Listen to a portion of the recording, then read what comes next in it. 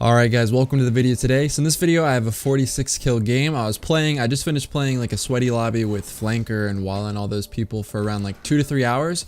And I wanted to get a gameplay for a video, and I wanted to talk about Sunbreaker versus Striker and which one I personally enjoy playing more, and how, you know, people think that Striker is automatically the best all around and nothing else within the Titan class, whether it be Bubble like Defender or Sunbreaker, they just don't think it can compete with it. But from my experience, I actually like playing Sunbreaker a lot more than I like playing Striker, and especially like something in 6v6 when you're going for high kill games, it's way more useful. The Striker has an incredibly strong melee. It does around 160 damage, and if you get a kill with it, then you instantly start regenerating your health. And a lot of people like this because if you run by someone and you're skating at them and you get, you know, 40-45 damage on them with your shotgun, you don't get all your pellets on them, then you can one-shot melee them and you regen your health after that. So it's very good for going on streaks.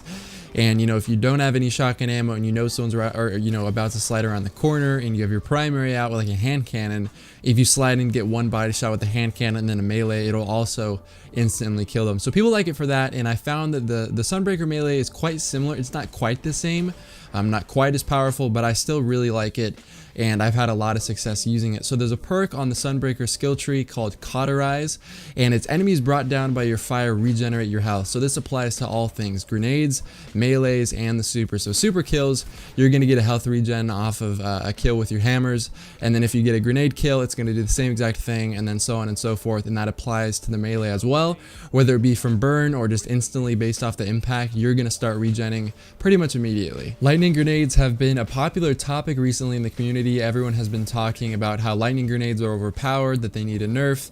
The cone is a little bit too big, and that they're just in general overpowered. And while I do agree with some of these things, I don't necessarily think that the nade is overpowered and that the cone is too large. I feel like it's very inaccurate. The visual description or the visual representation of what the cone is extremely inaccurate. So you'll think that you're in a safe spot and then you can creep around a corner and get near a lightning grenade, you know, where you're like slightly out of the visual effect, like a feet or two or a foot or two, and then you know, after a second or two you get close to it and you randomly get hit by it. That I think needs to be changed, and I think the visual effect needs to represent accurately what the actual cone is. And while incendiaries are not as good as lightning grenades by no extent, I do like them a lot, and I think they come very close within you know, obviously lightning grenades extremely good, probably the highlight of Striker overall, but incendiaries aren't bad either. I'm not comparing them saying that they're like extremely similar and that incendiaries are super close, but I've had a lot of success with them, and for high kill games, they're very good as well. If there's a lot of people on a zone, you get a ton of burning damage, and then obviously if you combo that with Cauterize, which I mentioned earlier, all of those burn kills are going to give you health regen. So if you're stuck in a corner, you're very weak, and you get a nade out and you end up killing someone with that nade, then you're going to start regenerating your health pretty much instantly. The super for Sunbreaker I think is one of the more unappreciated things about the class, and for me, because I hadn't touched it in, you know, 10 to 12 months, and I thought it was terrible when I went back to it. I remember, you know, it had been 10 to 12 months, right? So almost a year since I used this class, and even though I mained Titan at the time of Taken King coming out, I really didn't enjoy playing it all that much, and it felt like it was too easy to use for something like 6v6, and I enjoyed using lightning grenades and all that. And eventually when I revisited it, I had a lot of trouble getting any kills with the hammer whatsoever. I was missing all my hammers, getting babied out of it, getting killed like pretty much instantly, getting pretty much 1 to 2 kills max with it. And recently I've been getting a lot better at throwing them. You see in this gameplay that you know, in high kill games I tend to get a little frantic with them and I keep spamming them and missing all of them, but in sweaties and all that, and when I've been taking the time to aim a little bit more, I've noticed that my aim with them has actually gotten pretty good. And I feel like a lot of people overlook it, like they just switch from Striker to Sunbreaker for just a quick minute and don't get any kills with it, and then decide never to play the class again because of all the things Striker has to offer. But if you're going for high kill gameplays, I know Golden Gun was very popular to use in in year 1 for high kill games.